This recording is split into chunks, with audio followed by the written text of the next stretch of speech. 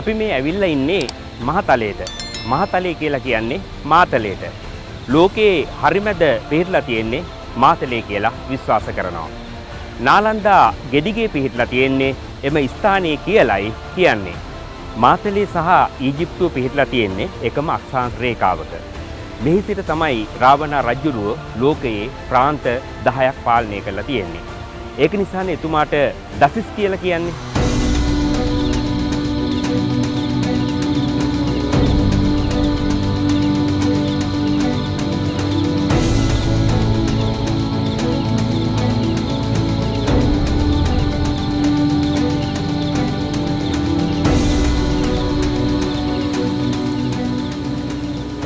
ගමන හරිම දුෂ්කරයි. ඒ වගේම හරිම සුන්දරයි. අපි මේ ගමන් කරන්නේ මාතලේ දිස්ත්‍රික්කයේ පිහිටි අදටත් අනාවරණය නො වූ গুপ্ত ස්ථාන රසක් තියෙන වන අඩවියක.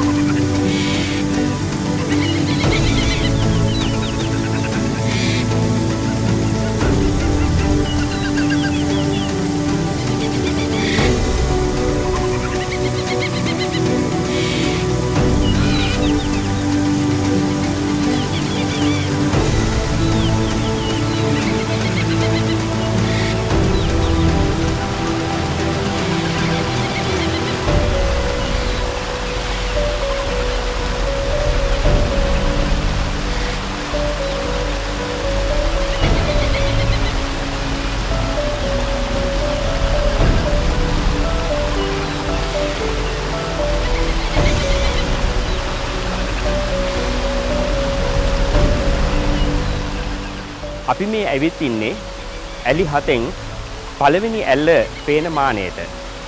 රාවණ රජතුමා පිළිබඳව කතා කරනකොට මාතලේ දිස්ත්‍රික්කය පිළිබඳව කතා නොකරම බෑ. ඊට හේතුව තමයි රාවණ රජතුමා ජීවත් වුණේ මේ මාතලේ දිස්ත්‍රික්කය මුල් කරගෙන වීම.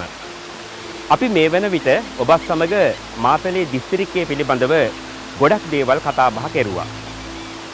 මාතලේ දිස්ත්‍රික්කයේ පිහිටි ස්වභාව සෞන්දර්යයේ තවත් අපූර්වතම නිර්මාණයක් තමයි මේ ඇලි 7.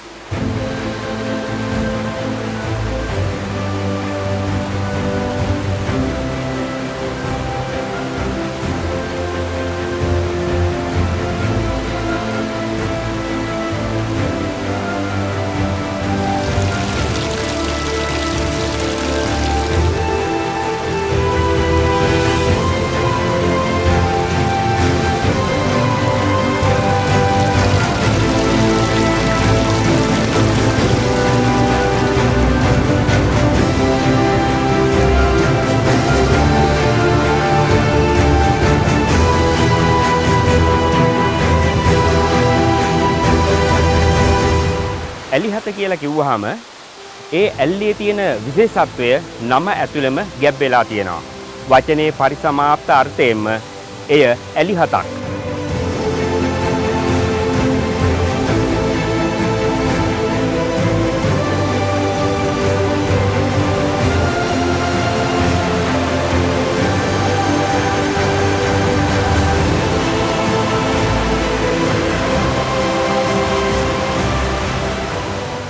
ඇත්තටම ඇලි 7 කියලා කියන්නේ ලංකාවේ තියෙන දිය ඇලි අතරින් සුවිශේෂතම දිය ඇල්ලක්. මේ නරඹන්න කෙනෙකුට එකම ස්ථානයකදී ඇලි 7ක්ම නරඹන්න පුළුවන්කම තිබෙනවා. එය සෝභා දහමේ අපූර්වතම සුන්දර ස්ථානයක්. ඒ වගේම තමයි මෙහි ගලාගෙන යන්නා වූ මේ පිරිසිදු ජල ධාරාවන් මේ ප්‍රදේශයේ තියෙන ප්‍රෞಢත්වය තවත් වැඩි කරනවා.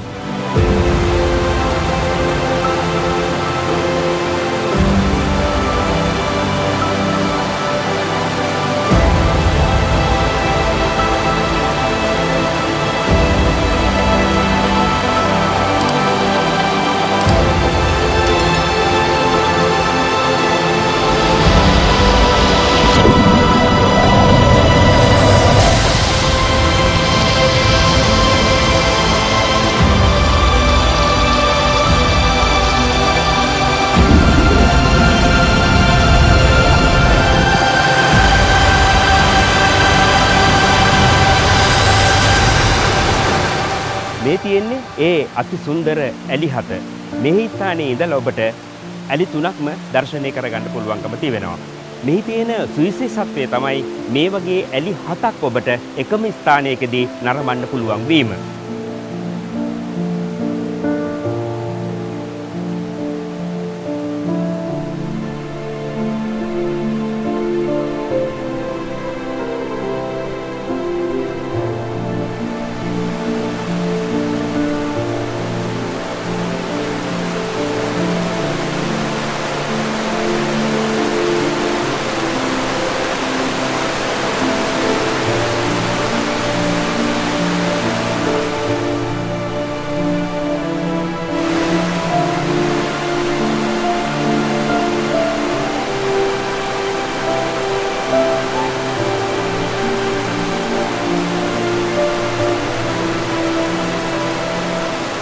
මේ සුන්දරත්වයේ තරමටම ගමන භයානක වෙන්නේ අර ඉහළ කන්දට විනාඩි 5-10ක් වගේ වර්ෂාව වැදගෙන වැටුනොත් මේ ජල මාර්ග ඔස්සේ මහ විශාල ජල කඳක් ගලාගෙන යනවා.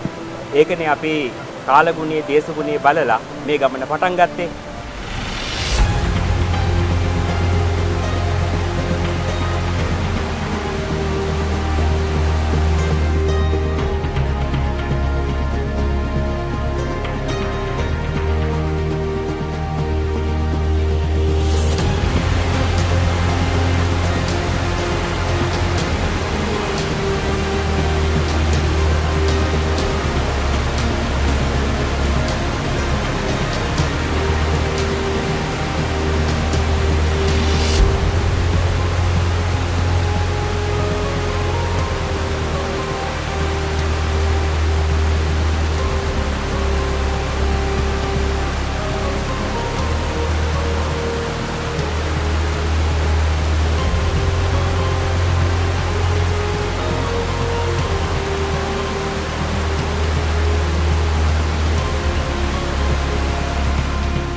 අපි යන මේ මග තියෙන සුන්දරත්වය කියා නිම කරන්න බෑනේ. නැත්තම් ඇමර්සන් වනාන්තරයවත් නැතුව ඇති මෙවැනි සුන්දර වනාන්තරයක්. විශ්වයේ ආරම්භණු දා සිට ගලාගෙන යන මේ මහා ජල ධාරාව මගින් හැරූ වලවල් රවුම් වූ ගල් කැට අපිට ඉතිහාසයට සාක්ෂි දරනවා.